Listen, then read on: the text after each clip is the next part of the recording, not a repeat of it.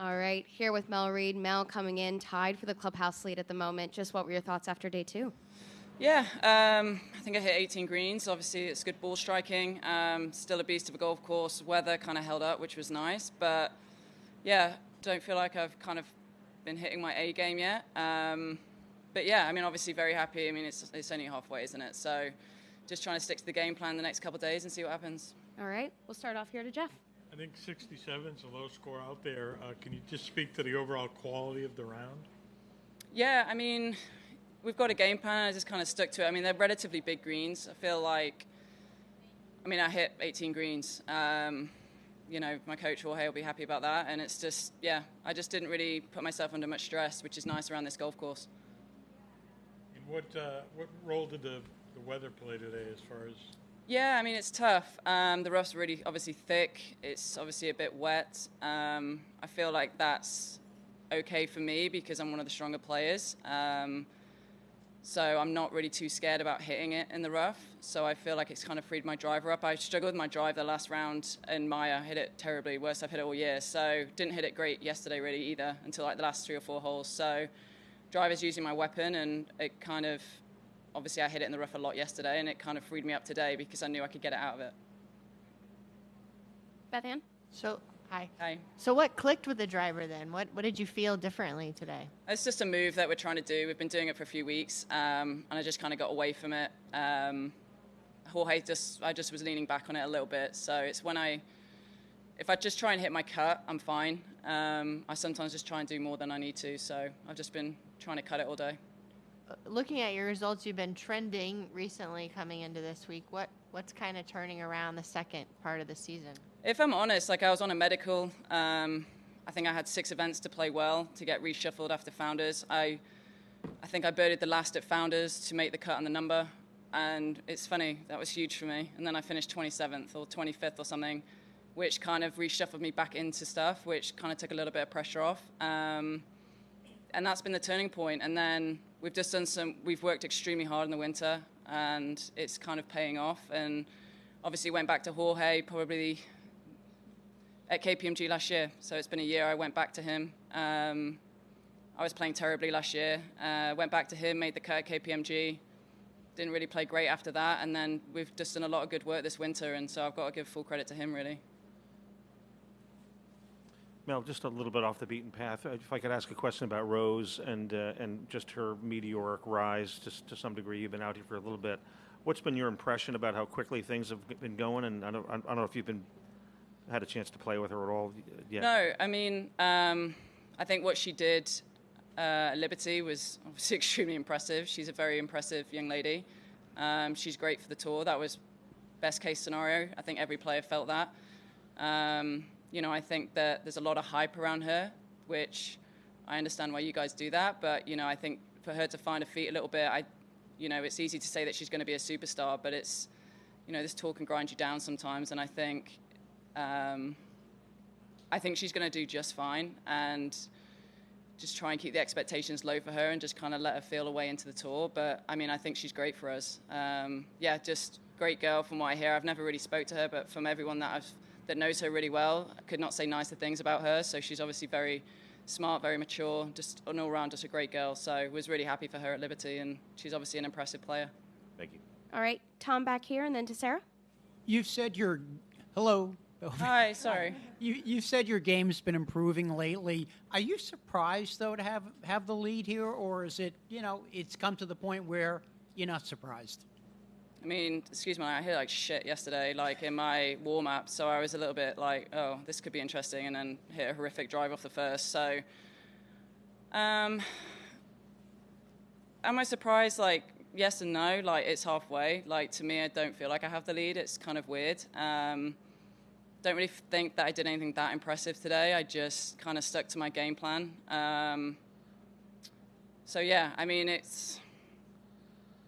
I kind of have my things that I kind of stick to, and just trying to stick to those things. I kind of have them written in the back of my book. So, yeah, that's all I'm trying to do. I'm just trying to kind of keep in my own little world and just execute the shots as well as possible, and just the standard stuff. Just trying to stay as present as possible. I mean, we've got a long way to go, and this golf course can eat you up in a heartbeat. So, obviously it's nice to be up there after 2 days, but there's still a lot of golf left. Sarah? We've talked a lot about ball striking all week, but can you just speak to the importance of two-putting on these massive Yeah, I mean, it's really important. I feel pretty confident with my pace putting. I feel like I've always been a decent pace putter. So yeah, I mean, it's the slopes on them as well. Like you can read a putt and it doesn't go that way. They're just very tricky greens. Like if you're two putting most greens, then you're doing pretty well. So yeah, I mean, that's what you're kind of prepping for, isn't it? Like you're doing a lot of pace putting before the round, a lot of pace putting Monday through Wednesday, and you're just trying to get a feel for it. So because you can hit the green and be literally 60 feet away. I mean, a two putt from there is pretty good. So yeah, just trying to do your best and try and hit it as close as possible. You've got some exciting things percolating off the golf course you and Carly are expecting, which I know everyone is elated about. But do you think having that kind of excitement off the golf course and that perspective off the golf course is helping you kind of play free on the golf course? Yeah, I mean, I've got a little bit more to think about now. I don't really think about it. Well, I do think about it quite a lot, but then I don't. She's starting to show now, which is quite exciting. But yeah, I guess I'm playing for something bigger than myself. Like, I'm playing for, obviously Carly, and, we're hopefully going to have our own family now. So, yeah, it kind of puts things in perspective, and golf is really cool, and I'm really happy that I get to do it as a job. But at the end of the day, like, we're going to be a family of three, in not too distant future, and that's pretty exciting as well. So yeah, I guess it definitely has given me a little bit more drive this year, for sure. I want to win tournaments, and I want my kid and my wife to be running out. Like, that's something that I would love a moment to have. So it's definitely given me a lot more drive and got my hunger back for the game, for sure. All right, Juan? Yeah, I'm here. I'm hiding behind the BBC. Sorry. Many people hide behind it. Now, you mentioned Jorge a few times. Can you explain who he is and how long you've been working with him and the things that click? I mean, not only with your game, but I mean, in attitude and everything. No? So. Yeah, Jorge Parada. He's at Liberty. I've worked with him since 2018, I think, or 17 even, and then I kind of split with him middle of 21. It was not a good decision for me, which I own. And then luckily he took me back. I didn't think he would, but he did. Jorge's Jorge. I mean, he's the best dressed coach on tour, for one, which is what he'd want me to say is number one, but he's a very impressive guy. Like, he's the hardest working guy I know. He knows a lot about the golf swing, and I hate to admit it, but he knows me probably better than I know me, especially in kind of the golf space. Like, he just knows my habits. He knows what works, what doesn't work. He knows my tendencies. He knows my panics. Like, he's just very, very good. And I think that, yeah, I mean, actually, since I've gone back to him, I feel like he's a completely different bloke. Like, he's a lot more kind of about understanding the player more instead of just technique. I think he's worked a little bit with my mental coach as well, Duncan McCarthy, who I've worked with for about a year. So I can tell by the way he's talking to me that he is in close contact with him as well, which just helps. Like, they're all trying to get the best out of me, and as a team, you're trying to kind of all just be on the same wave. So yeah, I mean, I can't give him enough credit. He has to put up with 6 of us girls. So I mean, he's a pretty impressive bloke as it is doing that. Thank you. All right, 3 more. Max? Just the past year or so with your struggles, what was kind of your mindset going through that time? And, were you kind of questioning maybe that you'd ever get back to, to the top of the game? Yeah, it sucks. I'd legit quit. Like, when I got my injury, I tried to play through it, which I kind of felt I had to because I was losing my card. And then, yeah, I mean, we don't get money being on a medical. So it's kind of, as compares, I feel like the girls do it a lot more than the guys. I feel like the guys can just take time off, whereas the girls, we feel like we have to play because that's our income, right? So, yeah, but in September, I told Carly, like, I'm going into media, like, I'm going to be one of you guys, like, I'm not playing golf anymore. And then took a couple of months. I worked pretty much every day with Duncan, so massive credit to him. And then with things like that, if you just give me a bit of space, I do kind of work it out myself. And I was just playing golf at home when I was kind of feeling fit, just with the boys at Atlantic Beach, and I just was enjoying it again. I missed the competitiveness of it, and then I thought, right, okay, let's give it one more go. And yeah, I've just been really enjoying myself this year. And how did the injury, how did that come about? Just from hitting a load of golf balls. Like, because I was struggling, I was trying to fix it. I mean, I was hitting an absurd amount of golf balls a day.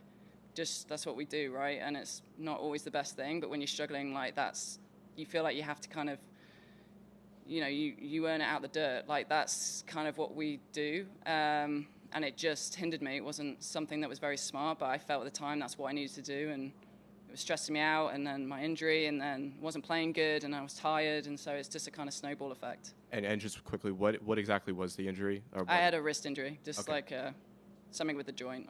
It was some medical term. I don't know what it is. Left or right wrist? My right wrist. Thank you. Jeff, and then Beth Ann to wrap. Can you take us through the birdies at 7 and 8 that put you in the lead? Yeah, 7, hit a good drive.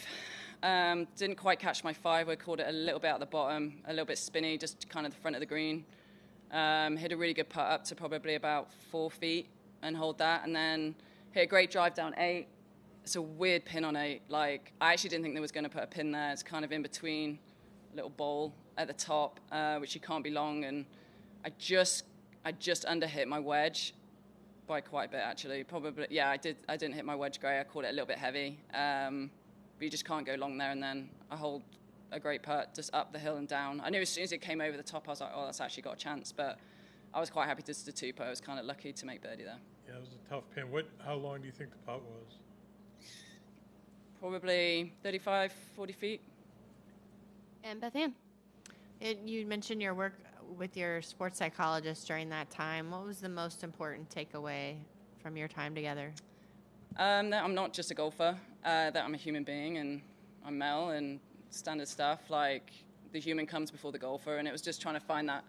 The thing that I do is I kind of mix the golfer and the human together, and that's when I get unhappy. Like I don't switch off at home. I'm thinking about golf, and then I'm on the golf course, and I'm not quite fully in it because I'm kind of drained from constantly thinking about it. Like looking at golf swings, like analyzing stuff all the time, and it just drains me. It's almost like an obsession. And so we've done a really good job, not perfect, but at kind of when I'm at the golf course, I'm Mel the golfer, very professional, get my work done, very present. When I'm at home, I'm present with my friends, with Carly, whatever it is I'm doing. And we're just trying to separate that. And how many balls do you think you hit God, a day? a lot. We have at Atlantic Beach these massive buckets like this. They must hold, 250 balls. I was probably hitting 2 of them a day. Whoa. Yeah. Thank you. Yeah. All right, that will do it. Thanks, Mel. Thank you.